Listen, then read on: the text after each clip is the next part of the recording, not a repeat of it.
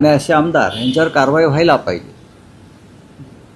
आत्ताच मी नांदेडच्या एका आमदाराची संभाषणाची क्लिप मला जितेंद्र आव्हाड यांनी पाठवली, ती तुम्हाला पाठवेन मी। ती ट्विट करण्याच्याही इतकी भयंकर शब्द त्याच्यामध्ये वापरले, एका अधिकाऱ्याला उचलून आणून मारण्याची धमकी दिली आहे। कारण काही असते, आमदार भाजपचा एका अधिकाऱ्याला, राजेश पवार त्यांचं नाव आहे मला वाटतं, हां आली आहे ती। दुसरं म्हणजे मी जे आज पत्र मुख्यमंत्र्यांना पाठवलं आहे ते अत्यंत व्यथित होऊन पाठवलेलं आहे। तुम्हाला आठवत असेल की नाशिकला मागच्या निवडणुकीच्या वेळेला नरेंद्र मोदी प्रधानमंत्री आले असताना त्यांच्या सभेमध्ये एका कांदा उत्पादक शेतकऱ्यानं आंदोलन केलं होतं, कांद्याला भाव मिळावा म्हणून। त्यांचं नाव कृष्णा डोंगरे, त्यांना नंतर अटक केली। भर सभेत ते आंदोलन करत होते की कांद्याला भाव द्या, शेतकऱ्यांच्या प्रश्नाकडे ते लक्ष वेधत होते। त्याचा राग ठेवून हा माणूस सतत सरकार विरुद्ध शेतकऱ्यांसाठी आंदोलन करतोय म्हणून नाशिकचे पोलीस अधिकारी,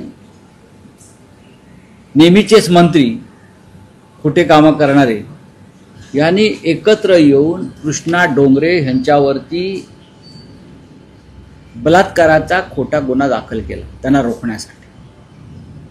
बलात्काराचा एक भाजप पुरस्कृत शिक्षण संस्था, त्यातली एक शिक्षिका यांना हाताशी पकडून कृष्णा डोंगरे या शेतकऱ्याविरुद्ध बलात्काराचा गुन्हा दाखल करून त्याच्या मागे पोलिसांचा ससेमिरा लावला, त्याला गावातून पळवून लावलं, त्याच्यावरती अटकेची टांगती तलवार ठेवली।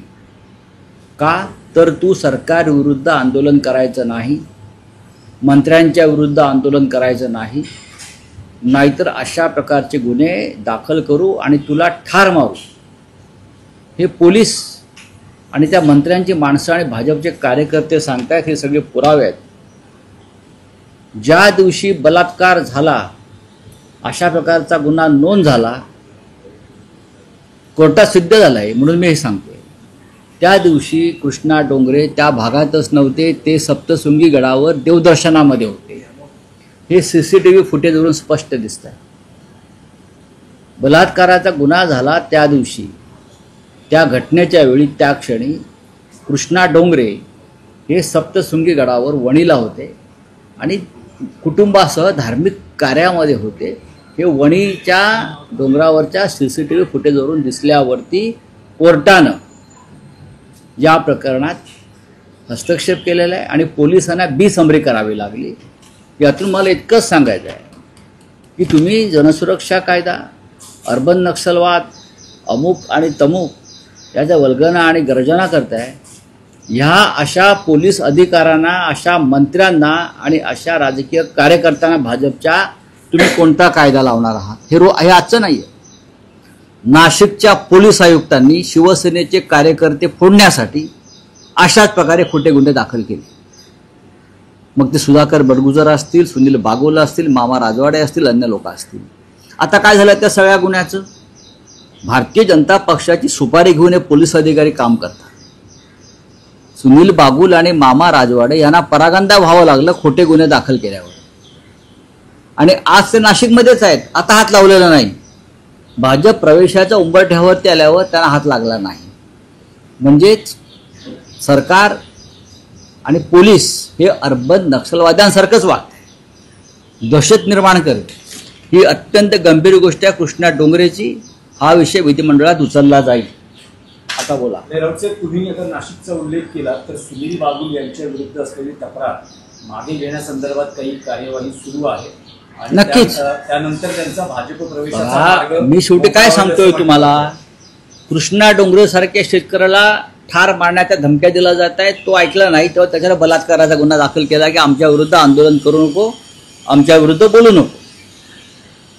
नाशिकमध्ये आमचे प्रमुख पदाधिकाऱ्यांवरती खोटे गुन्हे, मकोका त्यांच्या कुटुंबावर, त्यानंतर समाज माध्यमांवरती आमची बदनामी करतो म्हणून जाब विचारायला गेले, त्या संदर्भात अटेम्प्ट टू मर्डर, अमुक तमुक असे गुन्हे दाखल करतात। आणि भाजपमध्ये येण्याचा त्यांनी मार्ग स्वीकारल्यावर हे सगळे गुन्हे पोलीस थांबवतात, मागे घेतले जातात. लाज वाटली पाहिजे अशा पोलिसांना खाकी वर्दी घालून मिरवण्याची. मग ते IPS असतील किंवा महाराष्ट्र पोलीस सेवेचे अधिकारी असतील. हा निर्लज्जपणा आहे. तुम्ही खाकी वर्दीला शरम आणताय, लाज आणताय. ज्या पद्धतीनं नाशिक भागामध्ये हे सगळे गुन्हे, कृष्णा डोंगरेचा पण नाशिक ग्रामीण पोलिसांचा अपराध आहे. कोणाच्या मंत्र्याच्या दबावाखाली तुम्ही हे बलात्काराचे गुन्हे दाखल करताय खोटे? कृष्णा डोंगरे हा कांद्याच्या प्रश्नावरती सातत्यानं आवाज उठवतो. तुम्हाला आठवत असेल, त्यांनी आपलं कांद्याचं शेतच जाळलं होतं. त्यांनी अग्निकांड केलं, कांद्याचं शेत जाळलं भाव मिळत नाही म्हणून. सरकारला त्याच्यावर जबाब द्यावा लागला. आणि म्हणून तुम्ही कृष्णा डोंगरेला बलात्काराच्या गुन्ह्यात अडकवताय आणि आताही त्याच्या कुटुंबियांना धमक्या येतात ठार मारण्याच्या. कोण करते हे? हे कोणते अर्बन नक्षलवादी आहेत? विरोधकांचे आहेत? हे डावे कडवे आहेत की तुमचे धर्मांध उजवे कडवे आहेत? हा माझा देवेंद्र फडणवीस, नाशिकचे पोलीस अधीक्षक, नाशिकचे पोलीस आयुक्तांना सवाल आहे. आणि ज्या रश्मी शुक्ला आहेत त्यांनी आता फक्त RSSच्या कपड्यातच वावरायचा बाकी आहे, युनिफॉर्ममध्ये. तुम्हाला हे दिसत नाही का? राज्याच्या पोलीस महासंचालकांना तुम्ही शपथ घेतलेली आहे सगळ्यांना समान न्याय देण्याची. हे लक्षात घ्या. कृष्णा डोंगरेचं प्रकरण साधं नाही. जो आमच्या विरुद्ध आवाज उठवेल त्याला अटेम्प्ट टू मर्डर, बलात्कारासारख्या गुन्ह्यामध्ये आम्ही तुरुंगात टाकू, खोटे गुन्हे टाकून. हा इशारा पोलीस देत आहेत. पोलीस कोणाचं काम करत आहेत? जनतेचे सेवक आहेत की भाजपचे सेवक आहेत? एकदा समजू दे आम्हाला, मग आम्ही सुद्धा आमच्या पद्धतीनं पाहू. पण राऊत साहेब, तुम्ही मुख्यमंत्र्यांना पत्र लिहिलं आहे. तुमची मुख्यमंत्र्यांकडून काय अपेक्षा? माझी काही अपेक्षा नाही. ते काही करणार नाहीये. ते संजय सिरसाट विरुद्ध काही करत नाहीत. ते संजय गायकवाडच्या विरुद्ध काही करत नाहीत. ते संदीपान भुमरेच्या विरुद्ध काही करत नाहीत. ते भरत गोगालेवरती ॲक्शन घेत नाहीत. ते काय करणार? ते हतबल आहेत. राज्याच्या मुख्यमंत्र्याची इतकी दयनीय अवस्था मी कधीच पाहिली नव्हती. कशा करताय तुमचं अँटी करप्शन खातं? हा भ्रष्टाचारांचे पैसे मोजायला ठेवलं का अँटी करप्शन खातं? लाचलुचपत प्रतिबंधक खातं जे राज्याचं आहे त्याला एक महासंचालक आहे. महासंचालक दर्जाचे अधिकारी त्याचे प्रमुख आहेत. गृह खातं देवेंद्र फडणवीस यांच्याकडे आहे. काय करतात का तुम्ही? काय चाललंय काय तुमचं? त्यांच्याकडनं काय अपेक्षा करायची? दयनीय आणि हतबल अवस्थेत ते आहेत. फक्त विरोधकांचे आमदार फोडण्यासाठी पोलिसांचा वापर करायचा, या पलीकडे पोलिसांना काम राहिलेलं नाही. राऊतसाहेब, विषय आहे ठाकरे बंधू एकत्रीकरणाचा. काल मनसे पदाधिकाऱ्यांच्या शिबिरामध्ये पत्रकारांशी अनौपचारिक गप्पांमध्ये राज ठाकरे यांनी असं म्हटलंय की विजयी मेळावा हा फक्त मराठी बोलतात होता, त्याचा राजकारणाशी संबंध नाही. आणि नोव्हेंबर-डिसेंबर दरम्यान चित्र पाहूनच, म्हणजे निवडणुका जेव्हा घोषित होतील किंवा तसं जेव्हा वातावरण असेल ते चित्र पाहूनच युती बाबतीतला अंतिम निर्णय जो काय आहे तो घेतला जाईल. तुमचं अपेक्षा काय? मी का उत्तर द्यायला पाहिजे? मला सांगा, मी तसं उत्तर देतो. नाही, तुम्ही सतत त्यांच्याकडे राजकीय युती, मराठी अस्मितेसंदर्भात तुमचा मेळावा झाला, पण सतत तुम्ही राजकीय युती संदर्भातही बोलता आहात, प्रस्ताव पाठवता किंवा तशी मागणी अपेक्षा व्यक्त करता. त्यांनी म्हटलं की घाई नाहीये. ते बरोबर बोलतायत. राज ठाकरे यांचं काय चुकलं आहे? मनसे प्रमुख राज ठाकरे हे नाशिकला किंवा इगतपुरीला त्यांच्या पक्षाचं 3 दिवसाचं शिबिर आहे.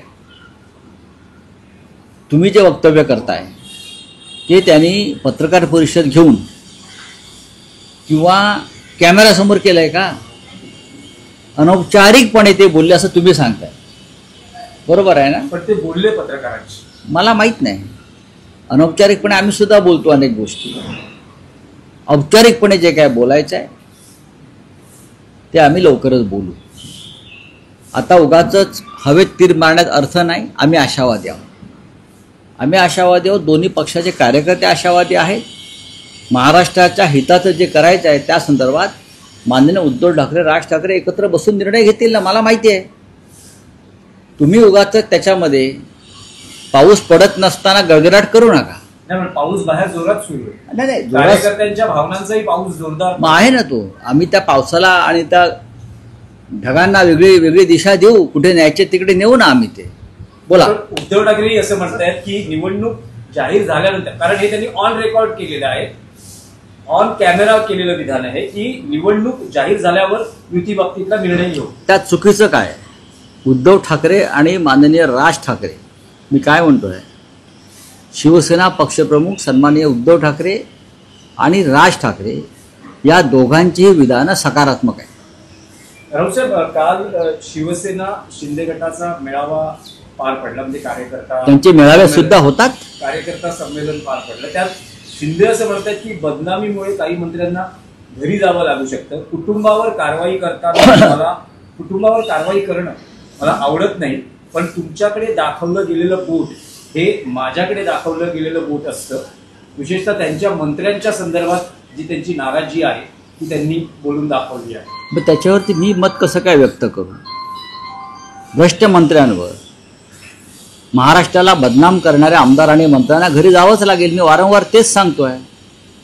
तुम्ही अधिकाऱ्यांवर कारवाई करता चुकीचं वागल्याबद्दल, सामान्य कार्यकर्त्यांवरती कारवाई करता, पण मंत्री आणि आमदार आणि खासदारांवरती तुम्ही का कारवाई करत नाही? माझं देवेंद्र फडणवीस यांना हा प्रश्न आहे की नैतिकता या राज्यात उरली असेल आणि सरकारमध्ये उरली असेल तर जे मंत्री आपल्या आजूबाजूला पैशाच्या बॅगा रिकाम्या ठेवून सिगरेटचे धूर सोडत बसलेले आहेत त्यांच्यावरती कठोर कारवाई आणि चौकशी व्हायला पाहिजे.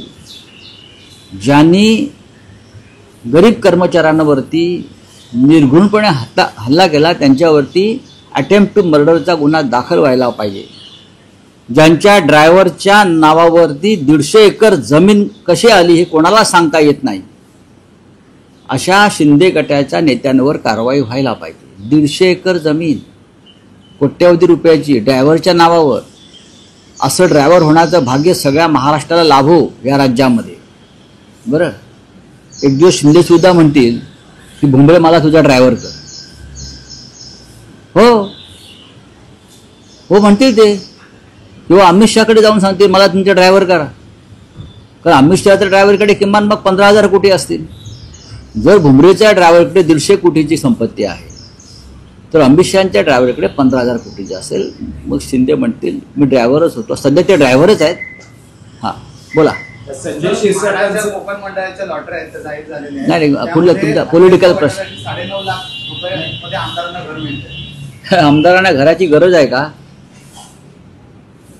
त्याच्यावरती मी आता मत व्यक्त करणे योग्य नाही. हा प्रश्न विधानसभेत चर्चेला गेला पाहिजे.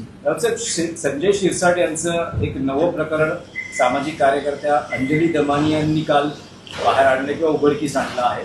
त्यात हजारो कोटीचा घोटाळा आणि या छापलंय प्रकरण आहे. अंजली दमानिया यांनी वाल्मिकी करारचं प्रकरण ज्या पद्धतीनं लावून धरलं तसं हे सुद्धा लावून धरावं. आम्ही सगळे त्यांच्याबरोबर आहोत. आम्ही विधानमंडळामध्ये अनिल परब असतील, अंबादास दानवे असतील, बरं का, त्यांनी हा विषय लावूनच धरलेला आहे. आम्ही बाहेर लावून धरलेलं आहे भ्रष्ट मंत्र्यांना. आणि मला मुख्य म्हणजे मला राळेगण सिद्धीला जाऊन अण्णा हजारेंना उठवायचं आहे. महाराष्ट्रात जी का आबादी चाललेली आहे त्याच्यावेळी अण्णा सुखात झोपले असतील तर त्यांना सांगायचं अण्णा तसं नाही आहे, चित्र वेगळं आहे महाराष्ट्रात आणि देशात. तुम्हाला आता उठलं पाहिजे, डोळे उघडले पाहिजे, एक दीर्घ श्वास घेतला पाहिजे आणि काय करता येईल एकत्र बसून तो निर्णय घेतला पाहिजे. मी अण्णांना जाऊन उठवणार आहे. माझ्यावरती जनतेने ही जबाबदारी टाकली की अण्णांना जाऊन उठवा. सर, मीरा भाईंदरमध्ये सोन्याच्या दरात कचऱ्याच्या डब्याची किंमत ठरली आहे. उद्धव ठाकरे हे नाशिक दौरा करणार आहेत का? कारण एकूण नाशिक मधली जी पक्षाची परिस्थिती बघितली, अनेक महत्वाचे पदाधिकारी सोडून गेले. काही महिन्यांपूर्वीच तुमचं एक शिबिर पार पडलं होतं, त्यानंतर तुमचे प्रमुख पदाधिकारी भाजपमध्ये गेले. ते पाहता पडझड रोखण्यासाठी नाशिकमध्ये नाही बघा, अनेक ठिकाणी पोलिसांचा दबाव आणून पदाधिकारी फोडले, अनेक ठिकाणी होत आहे. ही तात्पुरतं आहे, ही टेम्पररी फेज आहे. आम्ही विचलित होत नाही. त्याच्यामुळे नवीन कार्यकर्ते निर्माण होत आहेत, नवीन कार्यकर्ते कामाला लागत आहेत. माननीय उद्धव ठाकरे साहेबांनी संपूर्ण महाराष्ट्राचाच दौरा करावा अशी आमची अपेक्षा आणि भूमिका आहे. आणि त्या संदर्भात आम्ही त्यांच्याशी चर्चा केलेली आहे आणि महाराष्ट्र त्यांची वाट पाहतो आहे. पण पाऊस आहे, शेतकरी शेतावर आहेत, अशा अनेक समस्या असल्यामुळे आम्ही साधारण थोडा पाऊस कमी झाल्यावर माननीय शिवसेना पक्षप्रमुखांना महाराष्ट्रात त्यांनी एक दौरा करावा अशी विनंती करणार आहोत. उद्धव ठाकरे एक मत व्यक्त केलंय की मवियापेक्षा इंडिया आघाडीची बैठक होणं गरजेचं आहे. कारण बिहार निवडणूक आहे, स्थानिक स्वराज्य संस्थांच्या नाही, निवडणुका हा आणि माननीय- गेल्या अनेक दिवसात इंडिया आघाडीची बैठक पार पडली आहे. उद्धव ठाकरे साहेबांचं हे म्हणणं 100% सत्य आहे. त्यांनी पक्षात सुद्धा याच्यावर आमच्याकडे चर्चा केली. आता आम्ही जेव्हा परवापासून दिल्लीत जाऊ पार्लमेंटच्या कामासाठी, तेव्हा आम्ही प्रमुख नेत्यांशी, राहुल गांधी असतील, मल्लिकार्जुन खरगे असतील, त्यांच्याशी या विषयावर आम्ही चर्चा करणार आहोत. ठीक आहे, बोलिये. मोदी के सभा में जिस